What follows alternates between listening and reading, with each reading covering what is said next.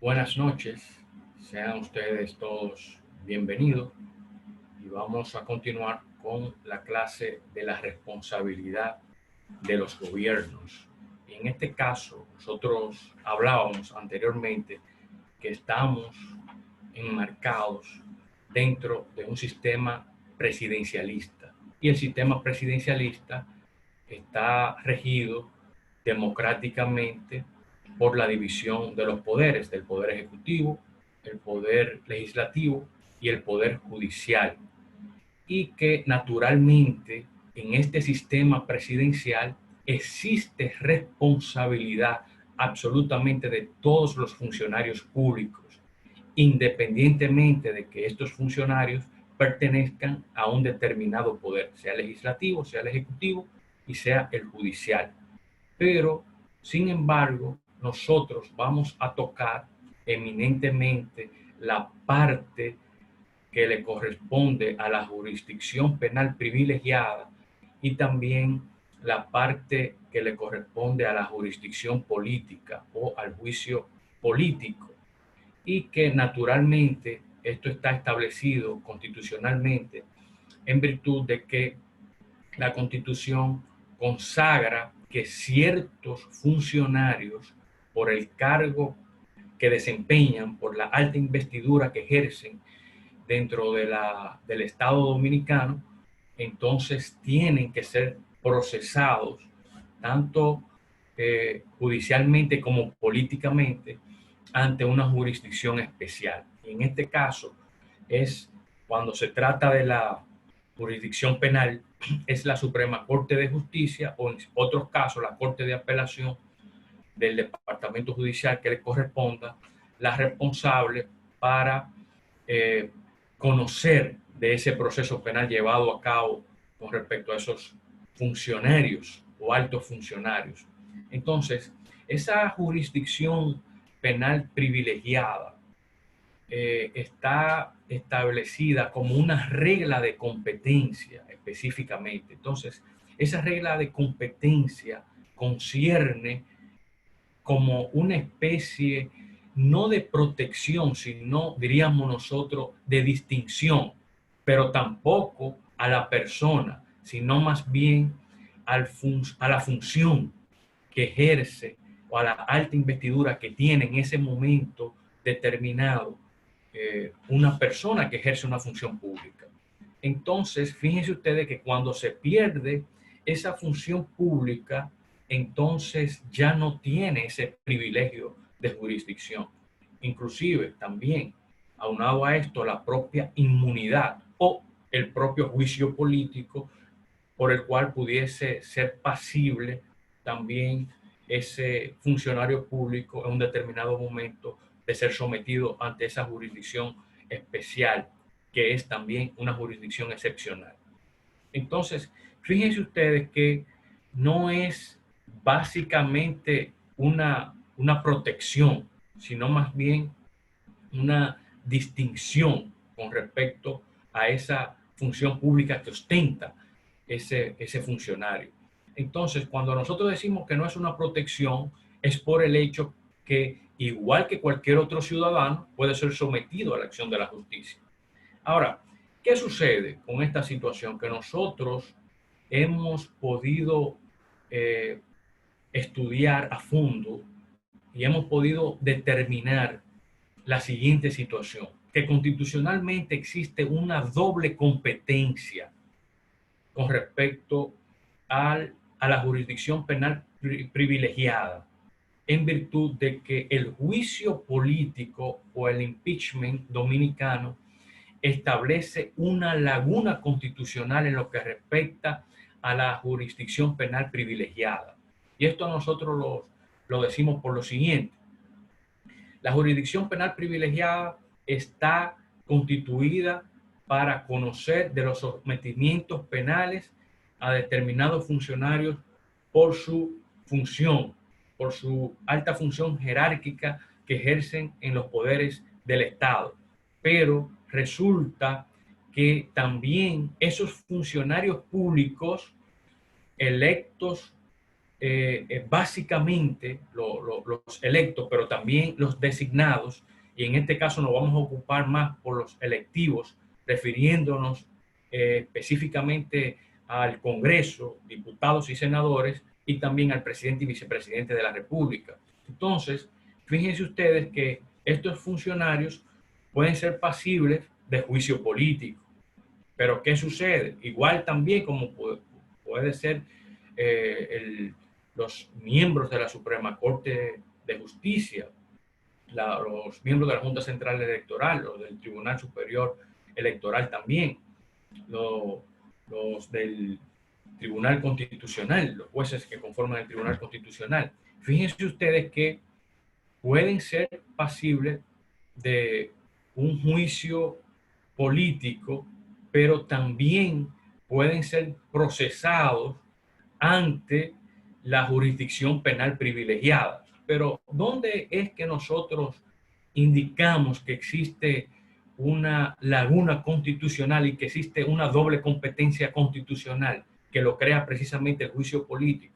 Que interviene el juicio político cuando la Cámara de Diputados acusa a esos funcionarios que constitucionalmente están establecidos con ese privilegio de jurisdicción o de ser pasibles por sus faltas ante un juicio político, y que de determinarse la culpabilidad de ese funcionario, entonces se tiene que destituir, y luego de la destitución es que es competente la jurisdicción ordinaria para conocer sobre las cuestiones eminentemente penales o los ilícitos penales o los hechos punibles cometidos por ese funcionario.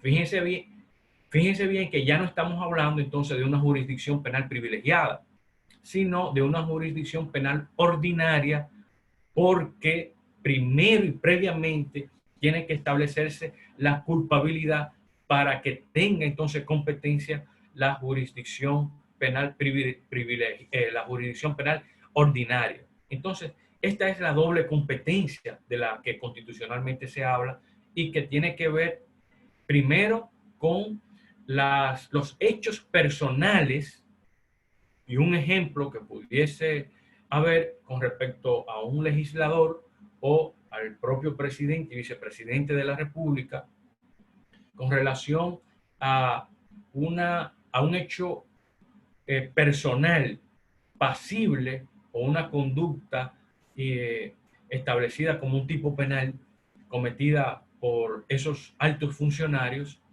que no tenga que ver específicamente con el cargo público. Entonces, cuando es así, nosotros entendemos que puede apoderarse el Procurador General de la República a la jurisdicción penal privilegiada. ¿Y cuál es la otra competencia? Que cuando sea una falta grave en sus funciones que constitucionalmente no está establecida, sin embargo, un ilícito penal, cual que sea, un hecho punible, siempre será una falta grave cometida en la función ejercida por un alto funcionario público. Entonces, en este sentido es que se tiene que apoderar, entonces, mediante la jurisdicción política, que es el juicio político, y que tiene facultad exclusiva para hacerlo la Cámara de Diputados, con las 2/3 partes cuando se trata de un funcionario distinto, tanto el presidente como el vicepresidente de la República, y las 3/4 partes cuando se trata de estos últimos funcionarios. Y competencia del Senado de juzgar entonces esas faltas o esos hechos por los cuales ha sido acusado por la Cámara de Diputados, y que naturalmente tendrá el Senado que establecer la culpabilidad. De establecerse la culpabilidad, entonces viene posteriormente la destitución, y si es pasible para conocer el juicio penal, entonces ya sería la jurisdicción ordinaria. Entonces, esta es la distinción que nosotros hemos hecho con relación al estudio que hemos abordado con respecto tanto al juicio político como a la jurisdicción penal privilegiada.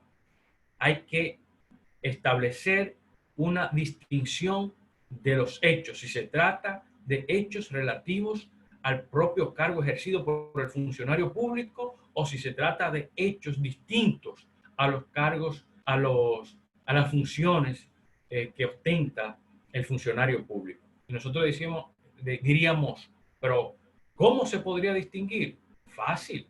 Cualquier funcionario público puede tener un problema con un ciudadano de golpes y heridas. Puede tener un problema con relación a la violencia intrafamiliar, con la mujer o con los hijos, etc.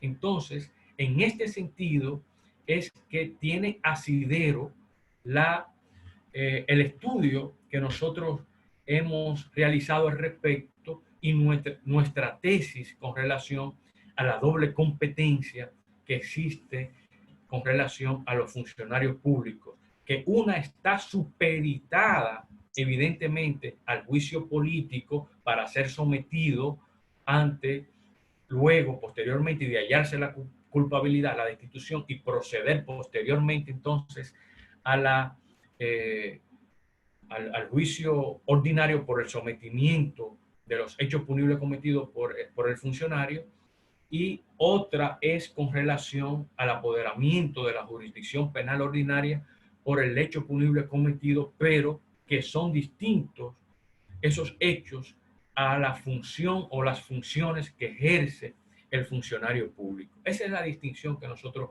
hemos hecho con relación a la jurisdicción política y a la jurisdicción penal privilegiada. Pero ¿qué sucede con relación a ciertos funcionarios públicos? Que existe inmunidad en cuanto a la privación de libertad, con relación a los legisladores y también con relación al propio presidente de la República, y también a ciertos diplomáticos que ejercen sus funciones y que siempre estén establecidas esas funciones con relación al hecho punible que cometen en virtud de la función que también realizan. Entonces, esta inmunidad establecida constitucionalmente tiene una protección, no a la persona también, sino a la función pública que desempeña ese funcionario público, sea electivo, en este caso, electivo tanto el presidente de la República como los legisladores, para que no haya ningún tipo de quebrantamiento con relación a la democracia cuando están abiertas las legislaturas. Las legislaturas se abren cuando existen fechas constitucionales para hacerlo, que son los 16 de agosto en este caso y los 27 de febrero. Y ambas legislaturas en esas fechas duran 150 días. Pero ustedes saben que el presidente de la República puede convocar de manera extraordinaria la legislatura. Entonces, en ese sentido, cuando lo convoca, también tiene y cabe la inmunidad parlamentaria o la inmunidad legislativa cuando se trata tanto de los diputados como de los senadores. Pero ¿qué pasa? Y hay una distinción con relación también a la inmunidad de la privación de la libertad, que es que la Cámara, tanto del Senado como de la Cámara de Diputados, en el caso de los legisladores, puede optar por conceder esa anuencia de esa inmunidad o rechazarla. Puede concederla o rechazarla. Entonces, es una facultad de la Cámara de Diputados o de la Cámara del Senado. Ahora bien, una vez culminada esa legislatura, entra absolutamente la responsabilidad de ese legislador a dar cuenta ante la justicia ordinaria, o en este caso, si tiene un privilegio de jurisdicción, entonces ante la jurisdicción penal privilegiada, una vez pase la legislatura. Una excepción es si el hecho es flagrante, si acaba de cometerse ese hecho, entonces puede ser aprehendido ese funcionario legislador, ese legislador. Contrario, y esa distinción a lo que sucede tanto con el presidente como con el vicepresidente de la República, que en ningún momento, en ningún caso, ellos pueden ser aprehendidos puede ser aprendida su libertad, pueden ser arrestados. Ahora bien, esto no quiere decir que no tengan responsabilidad, porque una vez sean destituidos del cargo ante un juicio político, si es el caso, o una vez cesados en sus funciones, entonces podrían enfrentar ese hecho punible ante la justicia ordinaria. Es decir, que es una cuestión eminentemente de tiempo, es de tiempo la situación, y más en estos casos de tanta exigencia de responsabilidad con respecto a los funcionarios públicos. Pero naturalmente que con relación al estudio tanto del juicio político como de la jurisdicción penal privilegiada y la inmunidad, entonces nosotros tenemos que hacer esa salvedad.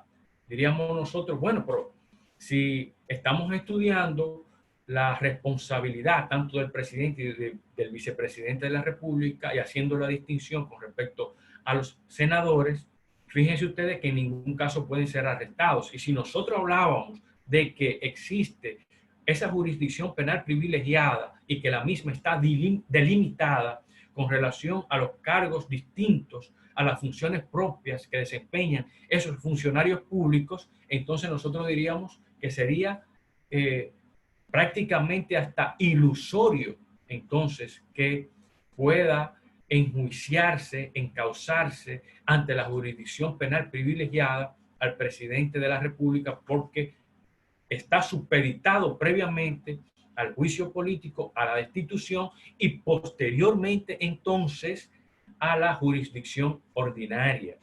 Ahora bien, si es un caso distinto a las funciones del cargo, podría ser el presidente o vicepresidente de la República encausado, enjuiciado ante la jurisdicción penal privilegiada, pero siempre en libertad, porque no puede privarse de la libertad el presidente ni el vicepresidente de la República, contrario a lo que sucede con los legisladores, que la autoridad entonces la tiene la Cámara, a la cual pertenezcan ellos.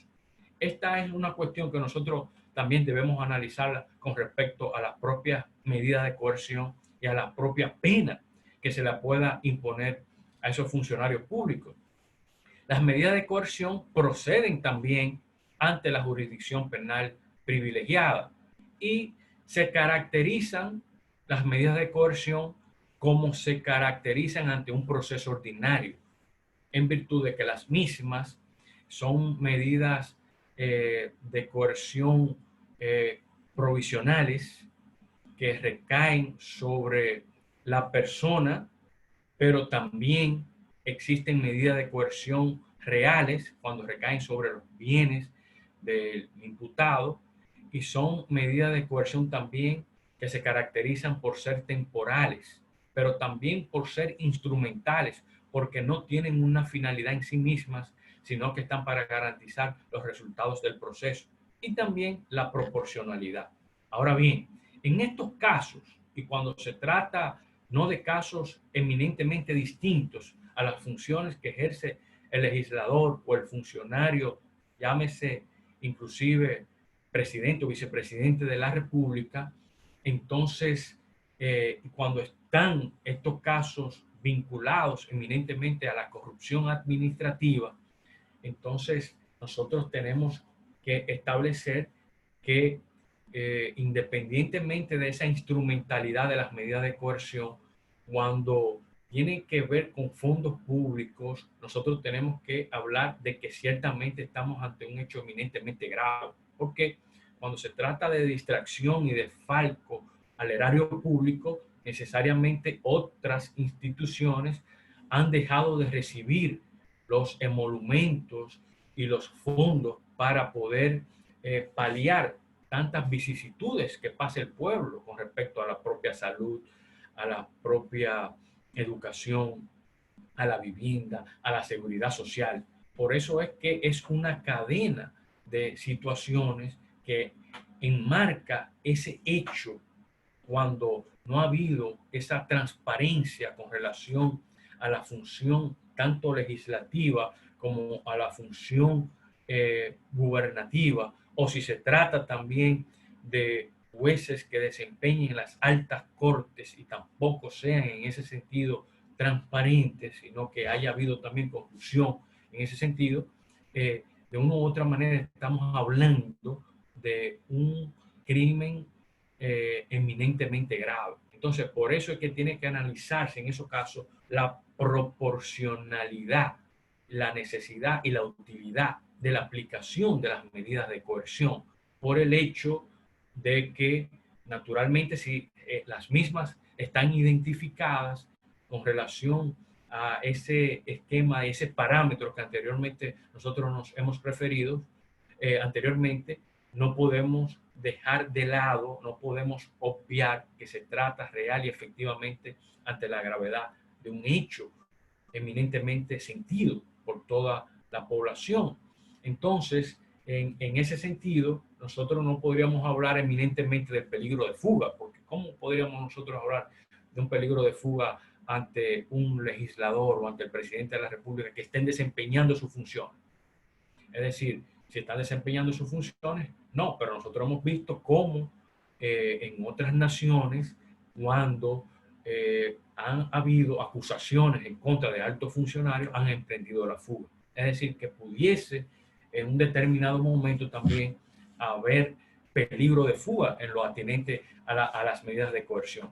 Ahora bien, por la inmunidad, si están las legislaturas abiertas, no podría detenerse a un legislador cuando no sea autorizado por la Cámara del Diputado o la Cámara del Senado. Pero también nosotros nos vamos un poco más lejos. Sucede que en el propio caso de que ya existe una sentencia condenatoria, inclusive con la autoridad de la cosa irrevocablemente juzgada, la misma no podría ejecutarse todavía si está abierta la legislatura. Una vez concluya la legislatura, aún existiendo una sentencia condenatoria, puede entonces arrestarse al legislador. Si está abierta todavía, no podría ser. Entonces, en ese sentido, si se hace, cualquier senador o diputado podría requerir la libertad del legislador y ser otorgada inmediatamente por quien, el funcionario judicial que ostente el cargo y que pudiera entonces ordenar la libertad. Si no, pudiese accionarse en virtud de una acción constitucional de habeas corpus, porque eso está establecido de esa manera constitucionalmente. Ahora bien, es una situación muy difícil de entender en un régimen eminentemente democrático, de que nosotros estemos hablando de inmunidad, de que nosotros estemos hablando de privilegio de jurisdicción, de que estemos hablando de juicio político. Pero sepan ustedes que el régimen democrático, por tanta democracia y tantos derechos que en él confluyen, en un determinado momento se puede atentar contra la propia o los propios principios democráticos, la propia democracia. Entonces, por eso es que la propia Constitución establece una cláusula de intangibilidad, de que aún en los casos en que pudiese en algún momento el poder político modificar la Constitución, jamás puede atentarse con el régimen civil republicano y representativo que impera en la democracia de la República Dominicana. Es decir, que podría llegarse hasta hacer eso, de querer sustituir inclusive el propio régimen democrático. Y por eso es que el poder constituyente, aunque refleje en el poder constituido el poder de reforma, se detiene constitucionalmente para que no pueda pasar esta situación, porque la propia Constitución establece ese freno al poder político y que no haya en ese sentido una dificultad con respecto al régimen democrático que impera en una sociedad determinada. Entonces, esa es la situación con relación a esta competencia del privilegio de jurisdicción y también del juicio político y de la inmunidad. Nosotros podríamos hablar que también sucede igual con el presidente de la República en caso de una condena. Bueno, recuérdense ustedes que hablaban que es sumamente ilusorio y difícil que un presidente y vicepresidente de la República en funciones, en virtud del procedimiento constitucional que nosotros tenemos, sea encausado, primero, porque si depende esa falta o ese ilícito penal cometido de su propia función, tiene que ir a un juicio político y ser luego destituido y hallarse culpabilidad por el Senado. Ok, y luego entonces que procede ya el juicio ante la jurisdicción ordinaria, que no estaríamos entonces ya hablando de la jurisdicción penal privilegiada. Entonces, en base a esa situación, nosotros entendemos que ya cesado el presidente en sus funciones, sea por destitución o por el vencimiento del periodo por el cual fue elegido, entonces podría pasar a la jurisdicción ordinaria y ser la jurisdicción ordinaria ya el presidente cesado como un ciudadano común, corriente y normal, entonces que enfrente los cargos por los cuales cometió esos hechos punibles en su mandato cuando ejercía el poder. Esa es la cuestión con relación a presidente y mucho menos que se pueden ambos arrestar. Pero vamos a ser un poco imaginativo y vamos a darle esa potestad a un procurador general de la República que pudo haber sometido al presidente de la República y al vicepresidente de la República y que pudo haber sido condenado inclusive en el ejercicio de su función. Cuestión que nosotros, por la explicación que hemos dado anteriormente, prácticamente es ilusoria. Pero vamos a ir a ese extremo. Entonces tampoco podría ser el presidente ni el vicepresidente de la República con una sentencia condenatoria en el ejercicio de sus funciones y aunque haya adquirido la autoridad de la cosa irrevocablemente juzgada, ser arrestado para que cumpla la pena por el hecho de que no es posible constitucionalmente el arresto ni del presidente ni del vicepresidente de la República.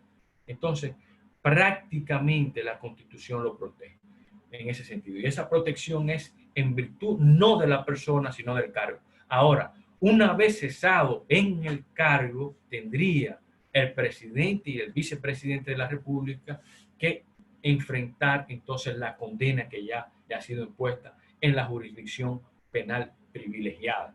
Porque no podríamos hablar del juicio político, porque para que haya en ese sentido entonces un juicio, recuerden ustedes, como habíamos explicado con anterioridad, tiene que haber previamente una destitución, hallado el presidente culpable, y entonces el enfrentamiento ante la justicia penal ordinaria. Esa es básicamente la competencia de la jurisdicción penal privilegiada, del juicio político y de la inmunidad de las cuales gozan determinados funcionarios establecidos en la Constitución de la República Dominicana. Hay supuestos que nosotros queremos analizar y es con respecto a la declinación.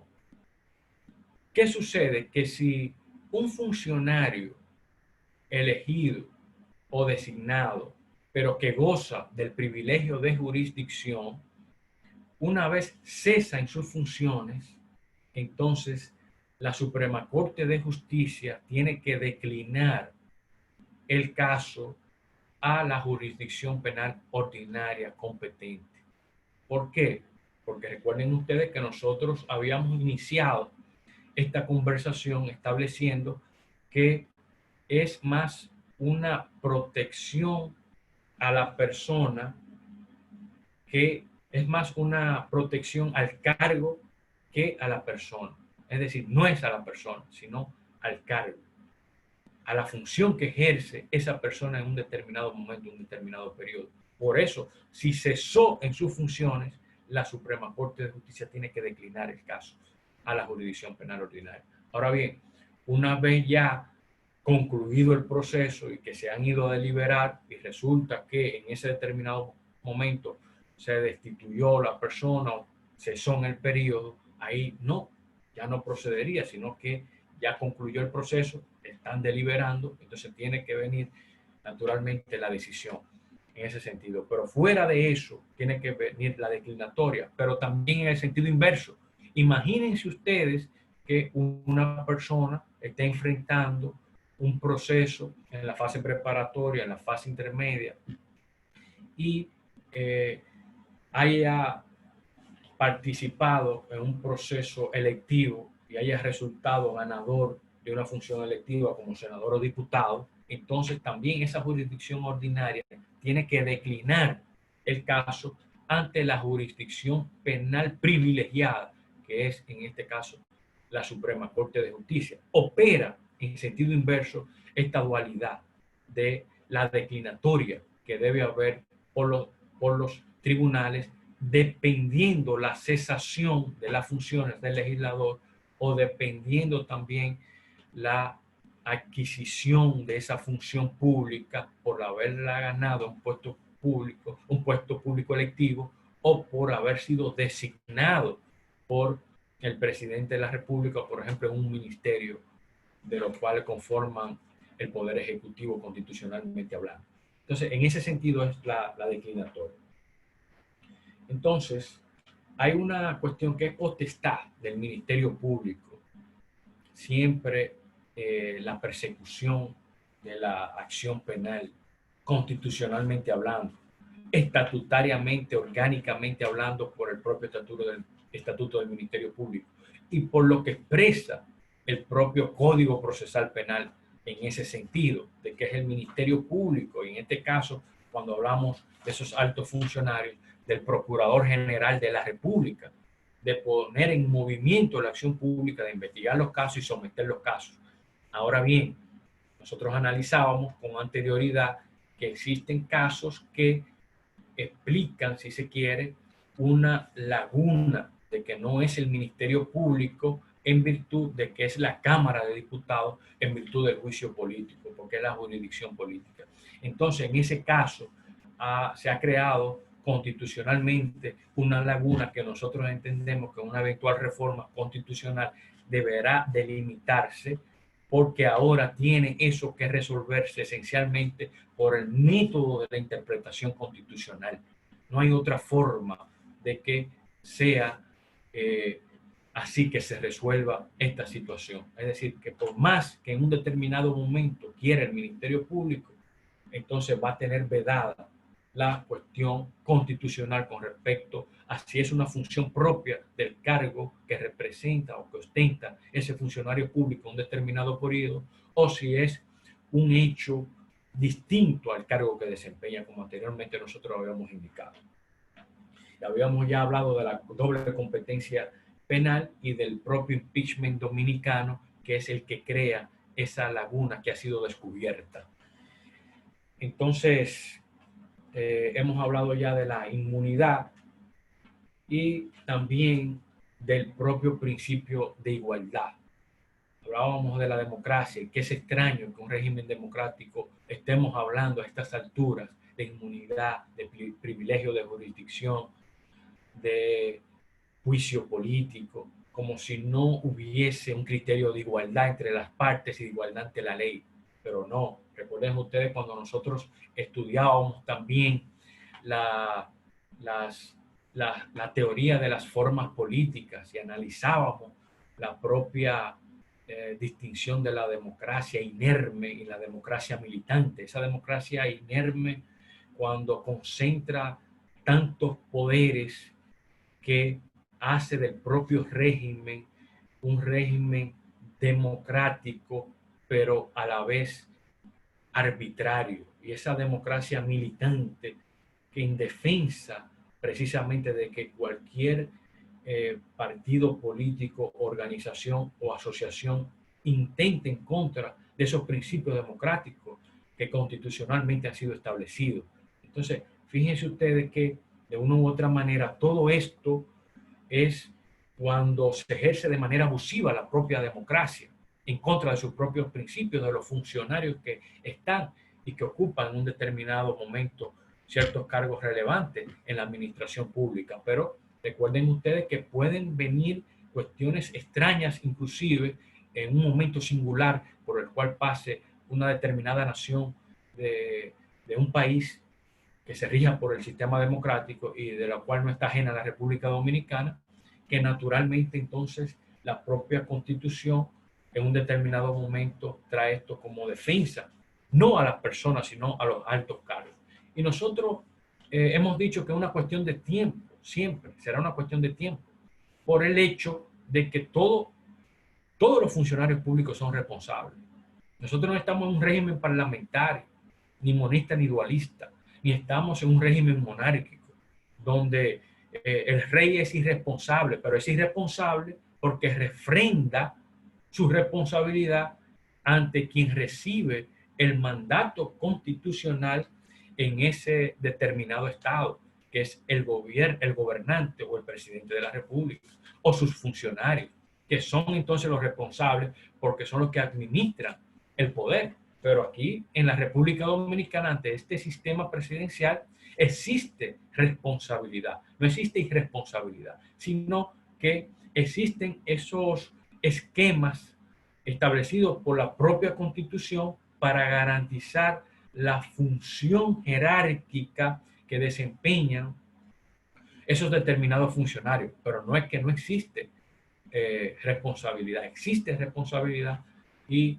naturalmente que en un determinado momento, sea ante la propia jurisdicción penal privilegiada o ante la jurisdicción ordinaria o ante la propia jurisdicción política, entonces tienen que enfrentarse esos funcionarios tal cual nosotros hemos explicado con anterioridad. Entonces, con relación al arrastre, anteriormente y antes del 28 de enero del año 2020, independientemente de que hubiese habido conexidad procesal o que hubiera algún tipo de indivisibilidad o no con respecto a un caso en el cual fueran sometidos un funcionario eminentemente pasible de la jurisdicción penal privilegiada o de gozar de esta jurisdicción penal privilegiada o de la jurisdicción política, si era sometido una persona que no ostentaba esa calidad por no ser funcionario ni electivo ni ser funcionario designado, entonces se tenía anteriormente, antes de la fecha antes mencionada, el sistema de arrastre, jurisprudencialmente hablando, en innumerables decisiones por la Suprema Corte de Justicia.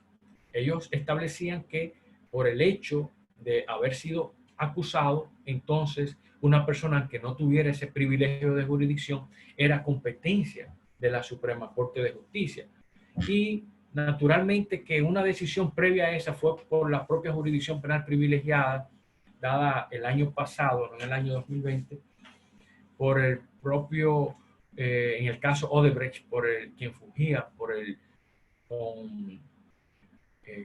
quien fungía como juez de la instrucción especial de la jurisdicción penal privilegiada, estableciendo ese arrastre porque hacía más concentrado el proceso penal, lo hacía más celero, había mayor celeridad, habría también una mayor impartición de justicia en un breve, menor tiempo posible.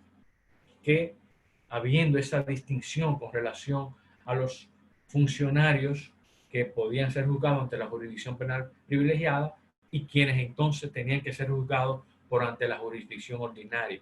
Pero ¿qué sucedió? La Suprema Corte de Justicia estableció que no podía haber ese quebrantamiento al juez natural y a ese doble grado de jurisdicción de que gozaba un ciudadano que no tenía ni gozaba constitucionalmente de ese privilegio de jurisdicción. Entonces, por ese hecho, entonces, y muy especialmente cuando no había indivisibilidad o conexidad con relación a esos hechos punibles por el cual se acusaba, tanto al funcionario que gozaba del privilegio de jurisdicción como al funcionario, al ciudadano que no gozaba de ese privilegio de jurisdicción porque no ostentaba ningún cargo público. Pero se fue mucho más allá en el sentido de que independientemente de la conexidad o indivisibilidad, es la jurisdicción penal ordinaria. Y nosotros entendemos que fue muy acertado este criterio de la Suprema Corte de Justicia, porque naturalmente que si no goza esa persona y tiene la posibilidad de no crearse impunidad, sino de que sea la jurisdicción que contempla la ley procesal penal la que sea eh, la competente para juzgarlo, entonces que sea esa jurisdicción. Y se enfrenta ante ese juez natural establecido en la ley penal. Es decir, que se ha respetado en ese sentido esos principios y derechos fundamentales establecidos tanto en la propia Constitución, pero también en la propia legislación procesal penal. Y ha sido un paso de avance ese cambio de criterio con relación al arrastre, que naturalmente en muchísimos casos ni siquiera se podía establecer la conexidad y mucho menos la indivisibilidad que había con respecto a la acusación. Que naturalmente para poder establecerse esto, el juez tenía que conocer en qué consistía la acusación y los elementos probatorios para establecer si ciertamente había conexidad e indivisibilidad con relación al ciudadano y al funcionario público que sí gozaba del privilegio de jurisdicción.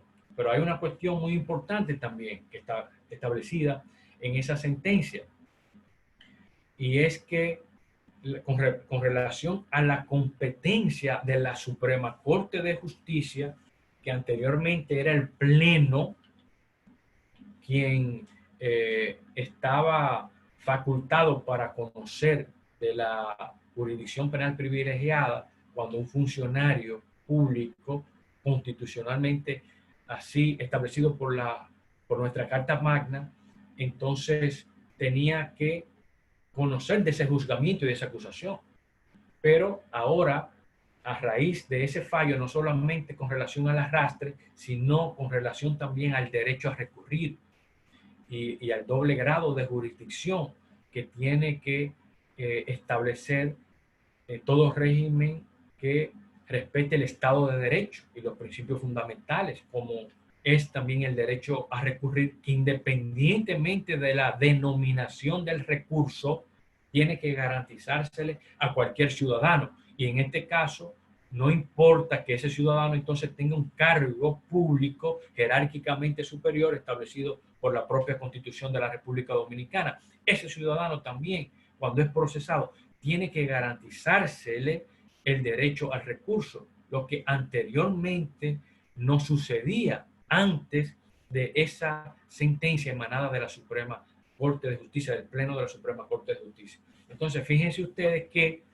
esto trae a colación una novedad, y es que ya la Suprema Corte de Justicia no conoce del juzgamiento a ese funcionario o a esos funcionarios que gozan de ese privilegio de jurisdicción, sino que es la sala penal la que conoce de, de ese juzgamiento, ¿no verdad?, que, a los cuales son sometidos los funcionarios públicos.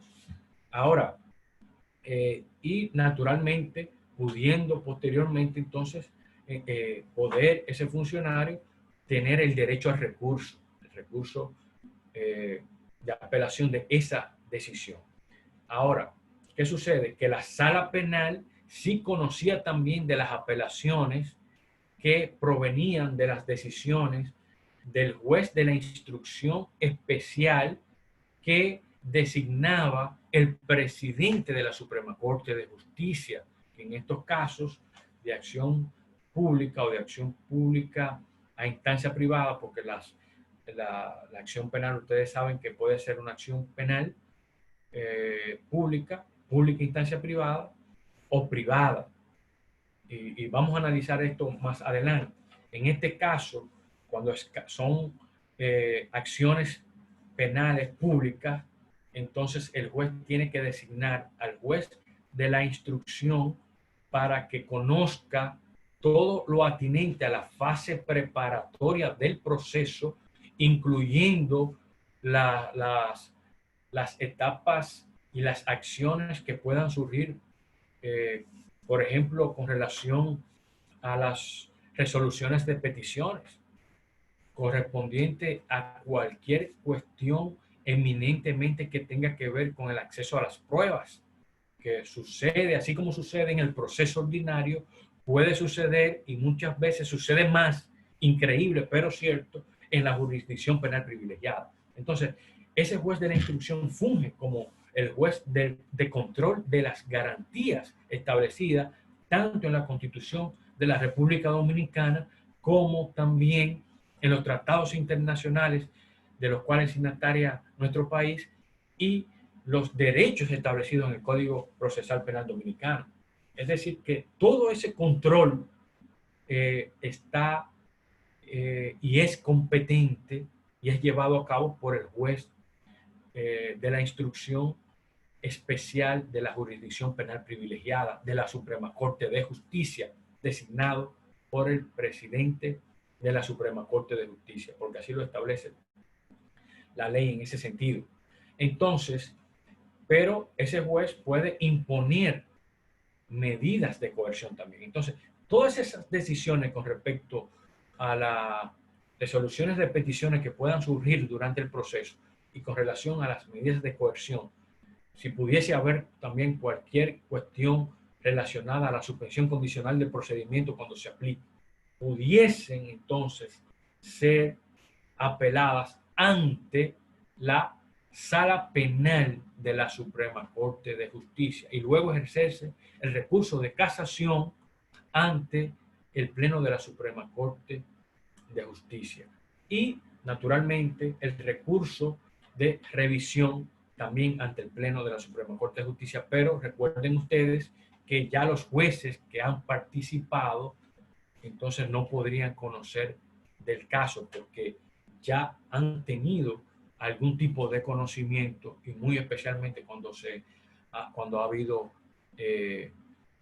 multiplicidad de pruebas, cuando ha habido, y el caso es complejo, que el juez tenga ese control de todos esos documentos, de todas esas pruebas y de todas esas argumentaciones de las partes, entonces no podría participar con posterioridad en otro proceso. Aunque hubo una excepción también en el caso Odebrecht, que el juez de la instrucción que participó en la etapa del control, en la etapa preparatoria del proceso, también fue el juez que conoció del caso en la etapa intermedia, que conoce la audiencia preliminar. En este caso, entonces hubo una excepción. Se designó ese mismo juez, independientemente de que hubo recusaciones, fue determinado por la propia Suprema Corte de Justicia que en ese sentido no había ningún tipo de obstáculo para que ese juez pudiera conocer de la audiencia preliminar. En ese sentido, entonces, hay un precedente también por la Suprema Corte de Justicia de que el juez de la jurisdicción penal privilegiada que funja en la etapa preparatoria, en la etapa de control de las garantías, entonces pueda ser también ese mismo juez que conozca de la audiencia preliminar. Es una situación que existe ya como precedente.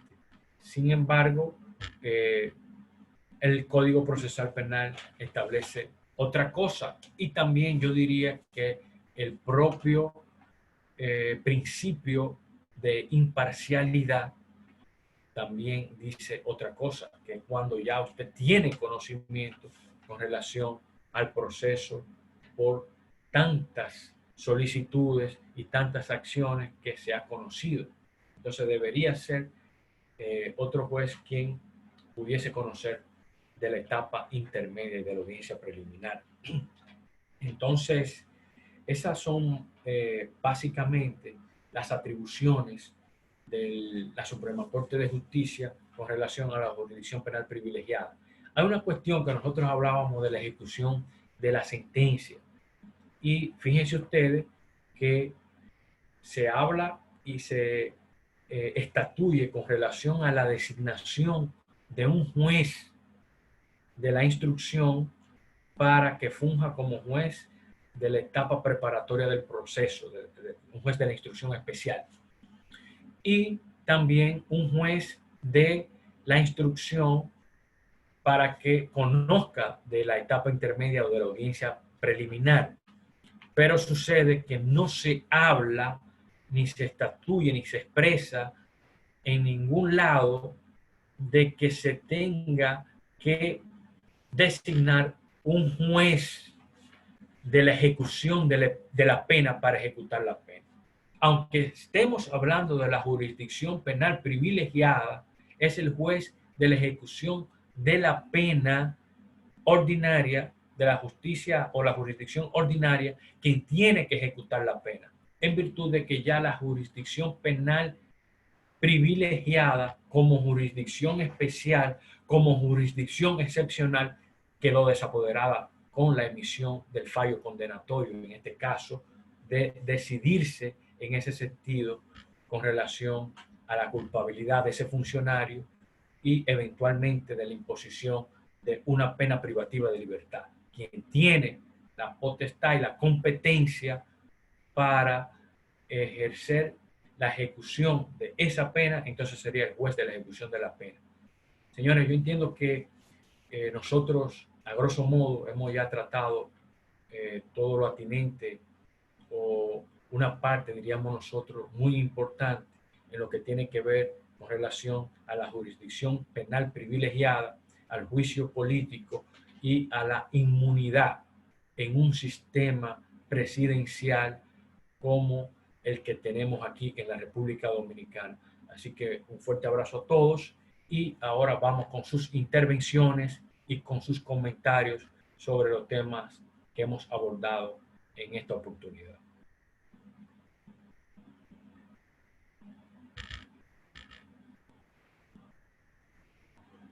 Sí quedó todo claro. Profe, Sí. yo poniendo un Rafael ejemplo, Guzmán. Rafael Guzmán, sí, poniendo un ejemplo de lo que usted trató en el caso de un diputado de Santiago Rodríguez, un tal de León, de Santiago Rodríguez, le pasó lo mismo que cuando usted, siendo legislador, diputado, lo acusaron de una violación de una menor y lo condenaron, lo llevaron, reunieron el Congreso, le levantaron la inmunidad parlamentaria y inmediatamente lo condenaron siendo diputado y todavía está preso. Sí, yo no sé si usted sabe de ese caso, ese fue un caso de Santiago Rodríguez, de el ex diputado anteriormente que este nuevo, que fue condenado así mismo. O sea, y también es interesante de que se sepa que los ex funcionarios, ya que no están en las funciones, entonces que dé una dudita ahí, que si eso es funcionario, si lo van a enjuiciar, si lo enjuiciarían ante la Suprema Corte de Justicia o ante un tribunal ordinario, ya que no ejercen la función. Hicieron un poquitico, si usted pudiera, una pequeña aclaración de ese lado. Gracias. Es un tema sumamente importante. Fíjate que nosotros hablábamos del juicio político. Un funcionario legislativo, sea senador o diputado, para ser destituido del cargo o la pérdida de su investidura, tiene que ser mediante un juicio político. Ahora bien, si en ese juicio político se determina que ha quebrantado también una norma penal más allá de la acusación, entonces pasa a ser enjuiciado o juzgado previamente acusado ante la jurisdicción penal ordinaria. Ahora bien, cuando no es un hecho punible por el cual se le acusa a un legislador, entonces es competente, y es nuestra posición al respecto, en virtud de esta investigación que hemos analizado, es competente la jurisdicción penal privilegiada. Si hubiese sido un ilícito penal eminentemente vinculado a las funciones que realiza, entonces hubiese sido competencia de la jurisdicción política. Por eso es que existe esa doble competencia constitucional. que nosotros hemos podido lograr identificar. Este tema es novedoso porque hemos sido nosotros los que lo hemos planteado. Entonces, esa doble competencia, porque es que la Constitución no lo establece. Sin embargo, sí dispone la competencia ordinaria, pero supeditada a la jurisdicción política, quien debe previamente ser acusado, la Cámara de Diputados, la acusación ejercida o interpuesta, incoada por la Cámara de Diputados para que sea el Senado luego que juzgue y entonces destituya al funcionario y mediante esa destitución pueda ya una vez la jurisdicción ordinaria poder entonces juzgar a ese funcionario. Pero en el ejemplo que usted pone, no se trataba de una función o un hecho punible cometido con relación a la función que desempeñaba ese legislador, sino con respecto a una función totalmente distinta. ¿Ok?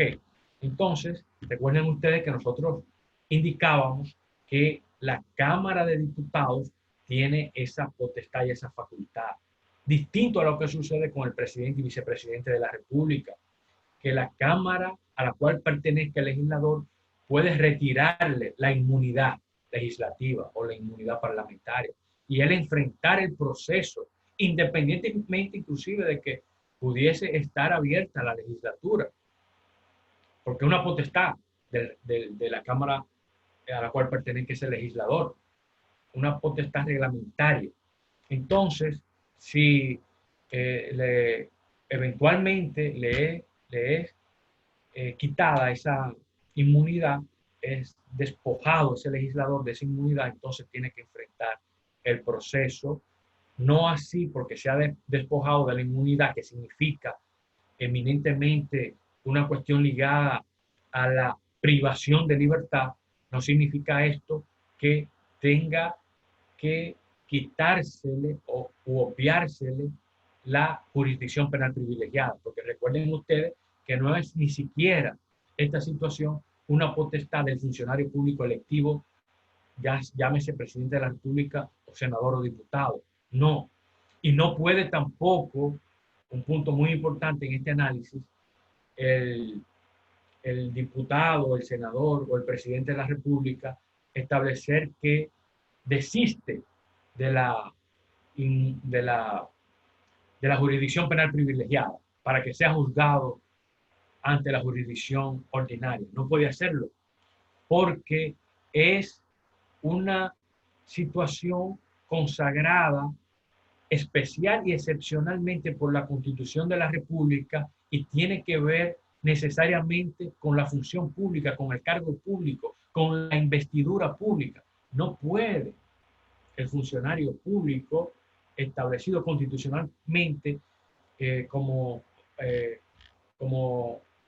goce de ese privilegio de jurisdicción de que pueda retirar unilateralmente y por su propia decisión la jurisdicción penal privilegiada. No puede ser. Y tampoco su inmunidad. No, yo me retiro la inmunidad. No, tampoco. Es la Cámara a la cual pertenece ese legislador. Distinto al presidente de la República, que en ningún caso puede ser privado de su libertad. Presidente y vicepresidente de la República. Entonces, con relación a la última parte, Rafael Guzmán, tenemos que decirte que una vez cesados los funcionarios públicos en las funciones que ostentaban, son pasibles de ser acusados, previa, claro, esta investigación, ante la justicia ordinaria, porque ya no ejercen ni ostentan ninguna función pública para que ellos puedan ser acusados y enjuiciados ante la jurisdicción penal privilegiada. Es decir, y más aún en estos momentos, en estos casos, que ha sido considerado la prescripción de la acción penal, ha sido considerada básicamente como imprescriptible. Nosotros no estamos de acuerdo con esa imprescriptibilidad con respecto a algunas funciones y también con respecto, no a algunas funciones, sino con algunos hechos en virtud del principio de retroactividad de la ley, pero necesariamente que de ahora en adelante, en virtud de la propia modificación del Código Procesal Penal que le da aquiescencia a ciertos tratados internacionales en materia de criminalidad y del crimen organizado y de la corrupción administrativa, entonces, y las consideraciones que al respecto ha tenido la Suprema Corte de Justicia en el sentido de la jurisdicción penal, de la instrucción, de la jurisdicción privilegiada, de esa jurisdicción especial, es que entonces existiría una imprescriptibilidad. Entonces, en ese sentido, se pone la cosa mucho más, diríamos nosotros, mucho más seria para muchísimos funcionarios públicos que hayan cometido hechos punibles en contra del erario público y que hayan ejercido en sus funciones la corrupción administrativa. Recuerden ustedes también que la propia Constitución establece la proscripción de la corrupción. Y eso es importante. Por un lado, los derechos fundamentales y el respeto al debido proceso, que estén establecidos constitucionalmente. Pero por otro lado, la proscripción de la corrupción para que pueda avanzar nuestro país, constitucionalmente hablando.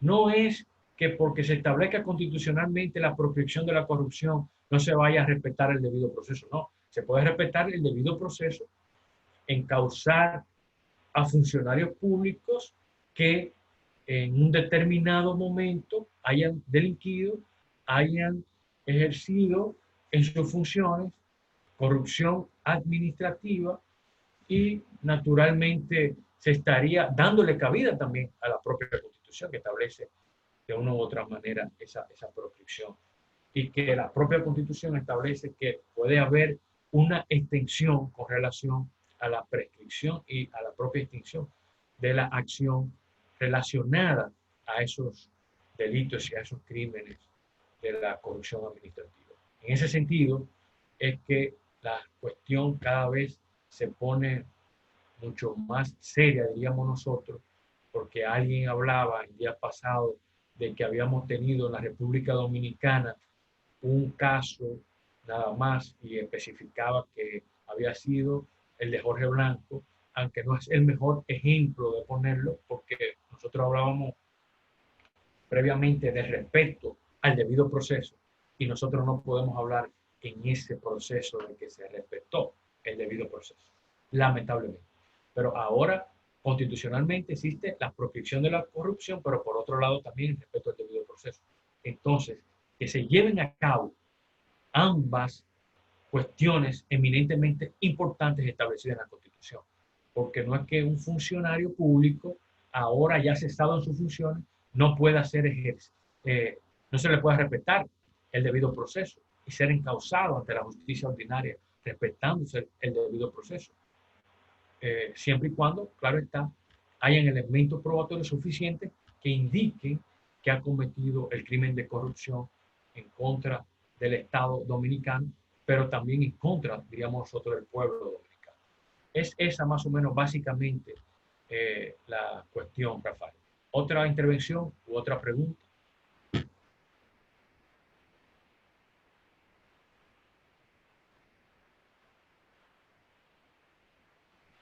Bueno, parece que ha quedado todo claro, aparentemente, y eso realmente me satisface. No me queda más que despedirme de ustedes y decirles que nos vemos a través de la plataforma virtual. Entren porque ahí ustedes van a tener una tarea. Así que pasen todos ustedes una feliz noche. Si Dios quiere, nos vemos. Feliz noche. Buenas noches. Feliz noche. Ay, buenas noches. Buenas